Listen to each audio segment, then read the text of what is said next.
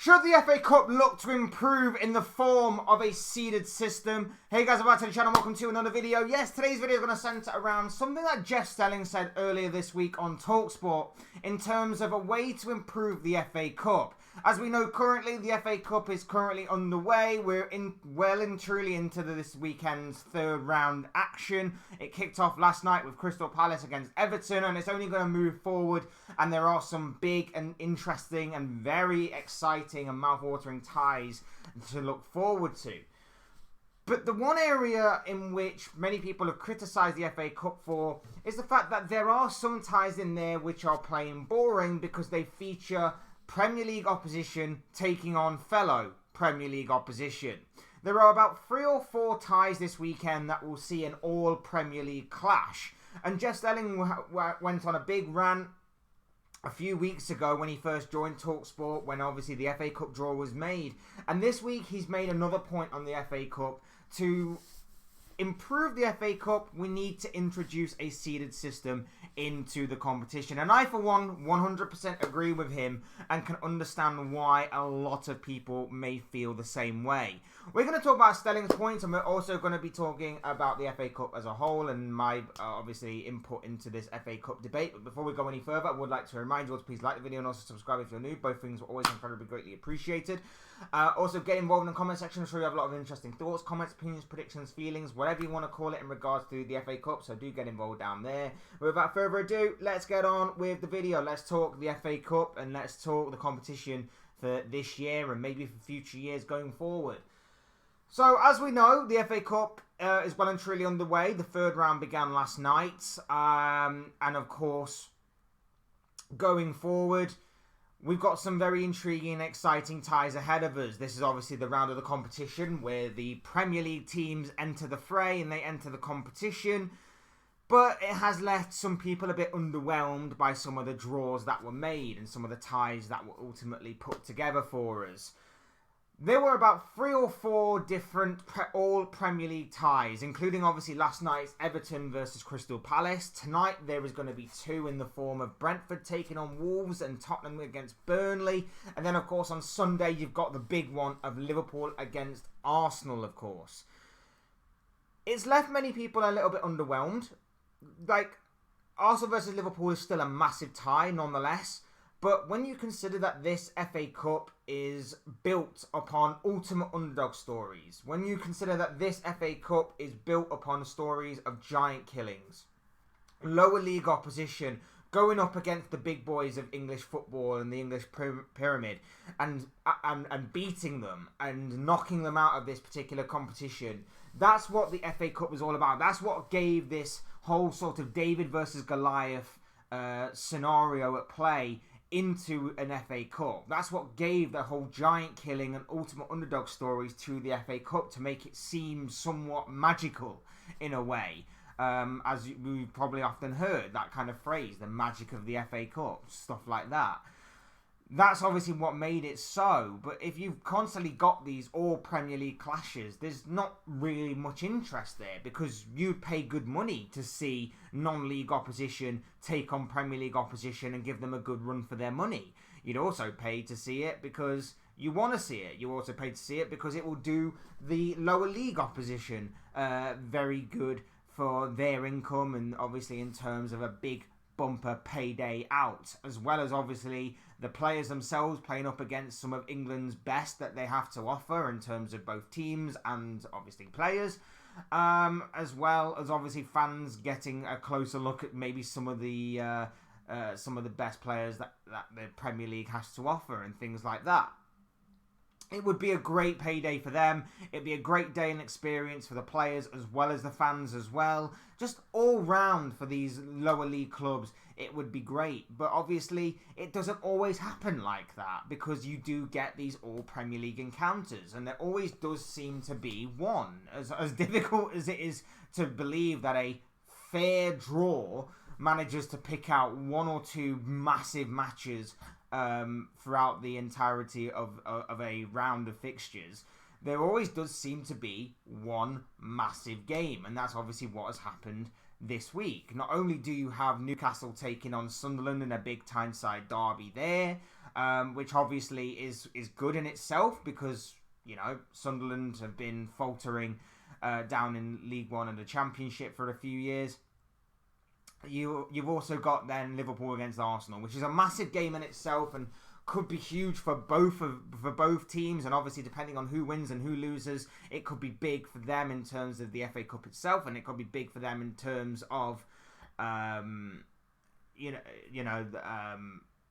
maybe even going on into the Premier League battle that these two teams are currently having. It could be a big mental or psychological effect in that manner as well. So it is still big, but at the same time, it could have been so much more improved upon by having Liverpool go up against like a Maidstone or Arsenal going up against an Eastleigh. These kinds of teams that deserve a big Premier League bumper payday. And the whole reason reason for that is because these are some of the teams that have gone through 5 other matches to get to this stage of the competition. They've had to go through qualifying rounds and then the first 2 rounds, of course. They then get, with all due respect to their opposition who they're going to be facing this week, not the best kind of ties that you were hoping for. You know, when you've got the likes of Manchester United, Liverpool, Arsenal, Chelsea, Tottenham, Aston Villa, those kinds of teams entering the fray, you kind of want an exciting day out. You kind of want to see those players pull up at your ground, or you kind of want to see that whole team pull up at your ground, or you want to go and see them on an away day, or whatever the case may be. But they're not going to get that because some of the games are, like I say, all Premier League based. Jeff Stelling puts it in a better way than I ever could, and I would strongly advise you to go and find the clip of him on TalkSport talking about the FA Cup third round and how he would love to see the kind of giant killings happen, and obviously the smaller teams give the bigger teams a run for their money and that kind of thing. So I do encourage you to go and find the clips of him talking about the FA Cup in terms of the lower league oppositions against the big sides and how that should be a thing. And then this week he went on to go one step further and claim that the FA Cup should introduce a seeded system, which will see the bigger teams be seeded and therefore be guaranteed to be facing lower league opposition. And therefore it would be fairer, therefore it would be a big bumper payday for those lower league sides. And of course, then it would be an experience for the fans as well of those sides to go and see their team challenge themselves against the best in England, go and see some of the biggest and best players that the Premier League has to offer, that kind of thing. So I can understand where he's coming from, because when you have those teams that have gone through the first 5 rounds of these fixtures to really show themselves and to really put themselves forward, every year there does seem to be one team that does sort of come up from non-league and make a big name for themselves. I remember, was it last year or the year before, there was that side Marine. I know they got smashed 6-1 by Tottenham, but it made it feel like, you know what, magical things have happened in this competition. Maybe, just maybe, Marine could knock out Tottenham. And of course it never happened, but it made for intriguing and exciting viewing for all of about 45 minutes before Tottenham really took a hold of the situation. Those are the kinds of things that does intrigue you. Look at Ultimate Underdog stories in the past. I still remember FA Cups gone by of like Portsmouth versus West Brom in the 2008 FA Cup final.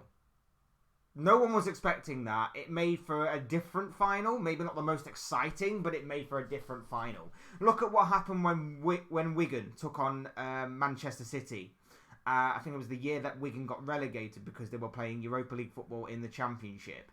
Because they went on to win that FA Cup final because of that. Ben Watson being the difference maker on the day. We've seen these David versus Goliath encounters before. We have seen giant killings happen in the past. We have seen this whole scenario play out where people think this cup is magical. And that's what has obviously made this competition so special, so incredible to watch over the years. And it does make it for very much intriguing viewing.